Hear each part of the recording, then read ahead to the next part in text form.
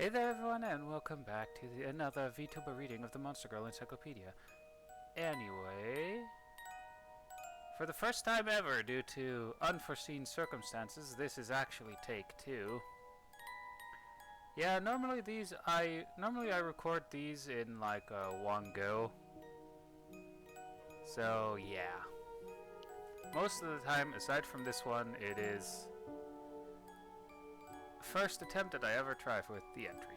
Anyway, the monster girl we will be reading about today has actually been mentioned in the first volume a couple of times if I recall correctly. And yeah, it's none other than the Dark Mage.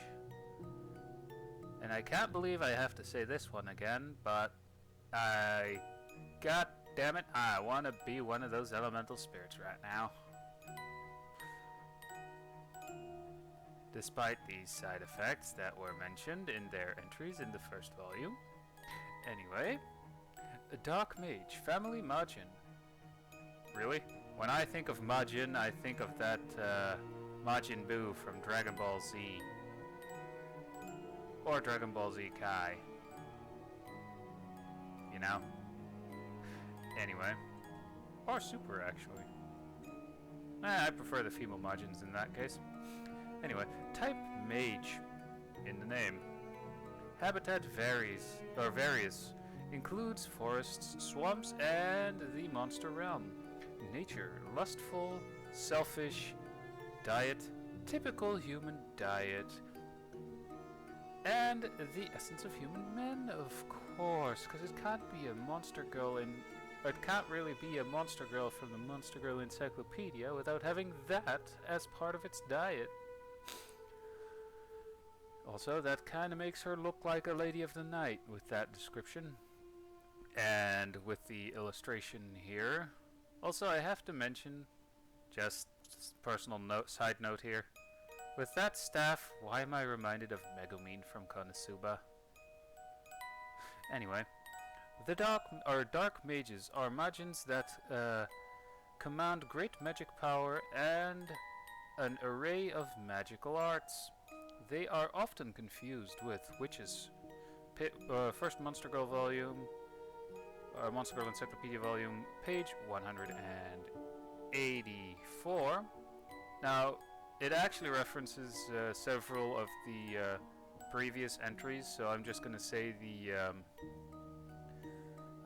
the page number, and it's obviously going to be in the first volume.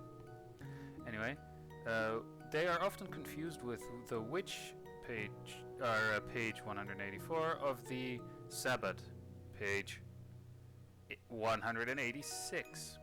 There is a difference, however.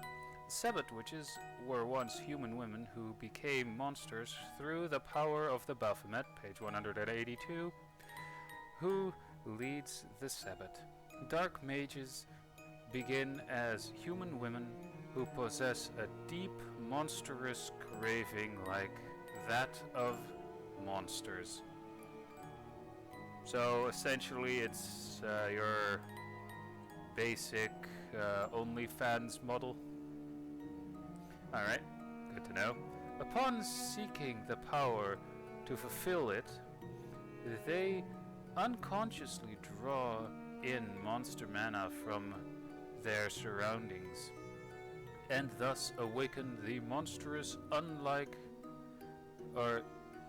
awaken as monsters, unlike Sabbat witches who are organized under the Baphomets and use their arts to benefit the organization. Dark mages, as women who have fallen to witchery due to their own desires, are generally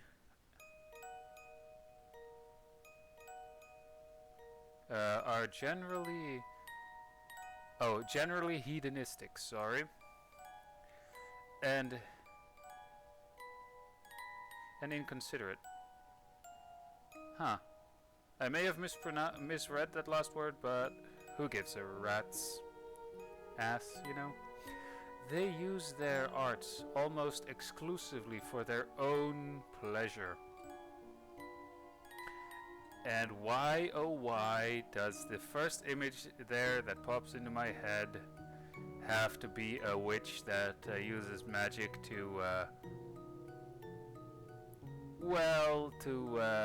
float and move a certain toy, an adult toy nonetheless, repeatedly down their, down between their legs, you know? Why is that the first thing that pops into my mind after that sentence? I mean, anyway, the Dark Mages are...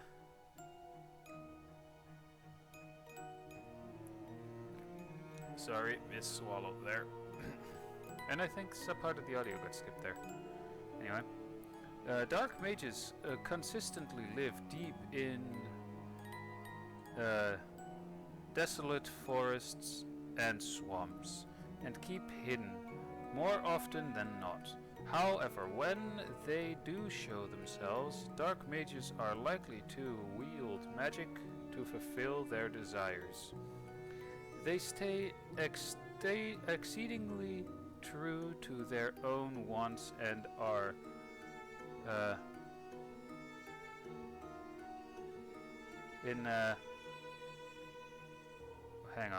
lactitious in matters of course, you know what that next word is, and I don't feel like saying it right now. They act upon their monstrous lust for human men without hesitation, using many means to grasp those who catch their fancy. Oh my. Dark Mages use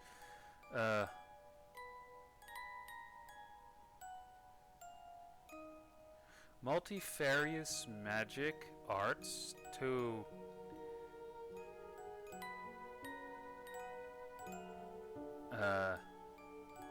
invigil or to invigil. Oh, invisual. Or goddammit, I mispronounced that one, but invisual, I think. Hey, I didn't mispronounce it this time. Their prey. They have even been known to bring entire villages into the monster realm for the sake of the man who lives there. Could be both a blessing and a curse for the man in that case, or for that village. Hey, it sure beats that one Wild West town that SCP, or that SCP that is essentially a Wild West town that got somehow teleported into the Cretaceous period. And funny enough, they were actually built on top of their like the fossilized remains of that town were actually built. Well, the actual town was apparently built on their fossilized future selves. Funny enough. Alright, hang on, alright, there. In most such cases, the Dark Mage sets up a front in the village or in the fallen village, and turned all the humans there into monsters under her command, causing quite a disturbance. Most of the wicked witches of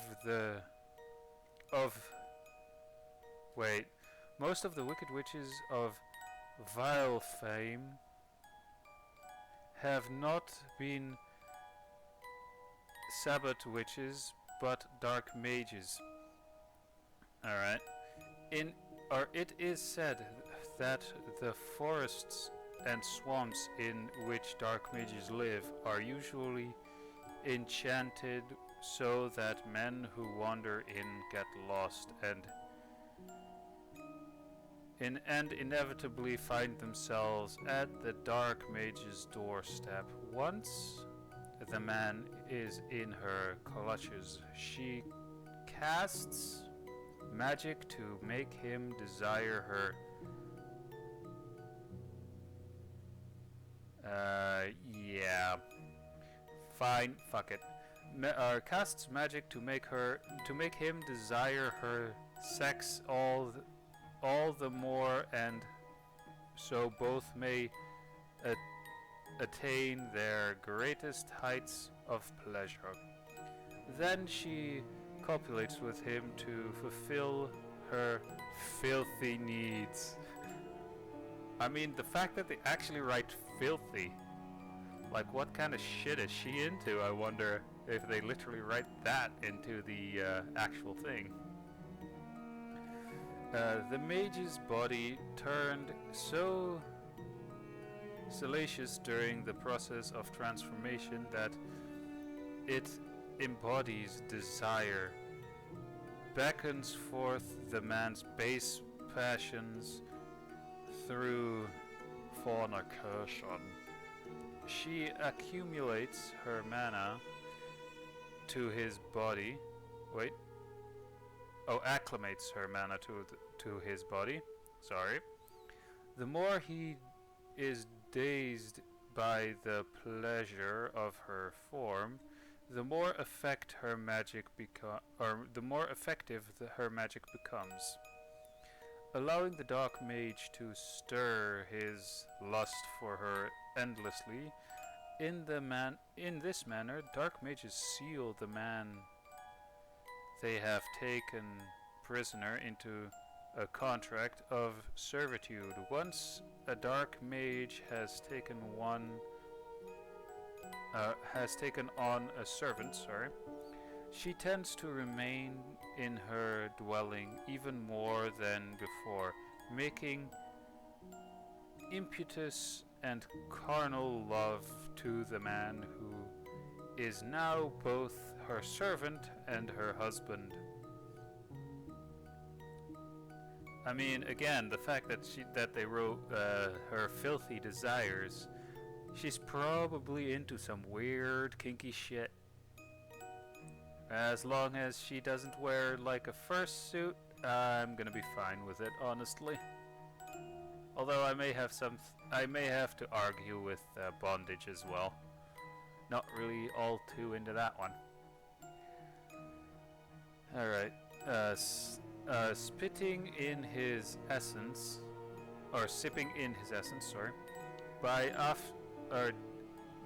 essence day after sordid day. Thus the dark mage builds her mana and power. As her might grows, so too does her allure. Her desire for her husband and drive for magical pleasure.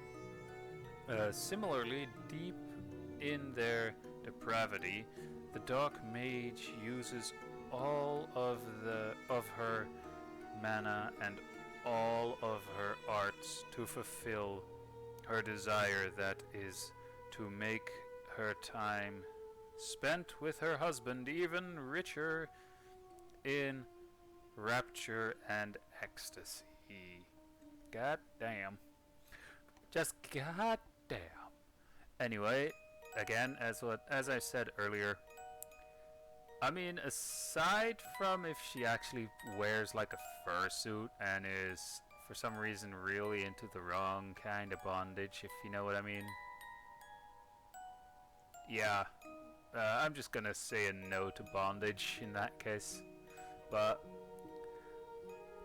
honestly, as long as she doesn't do either one of those two, I'm down. And the thing that I just thought of, I am not gonna say on camera.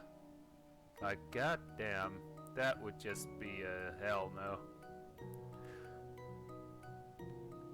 I mean, by the way, the thing that I was thinking of, to reference it, think of that one scene in the first redo of Healer episode with the poker. And I'm not gonna say more. Anyway, hope you guys enjoyed this Vtuber reading of the Monster Girl Encyclopedia, and I'll see you guys in the next one, honestly. And it's actually going to be the last one of the week, if I recall. At least if it's Friday tomorrow. I haven't actually checked the calendar in a while. Or today at all, for that matter. Anyway, again, hope you enjoyed, and I'll see you in the next one. Bye!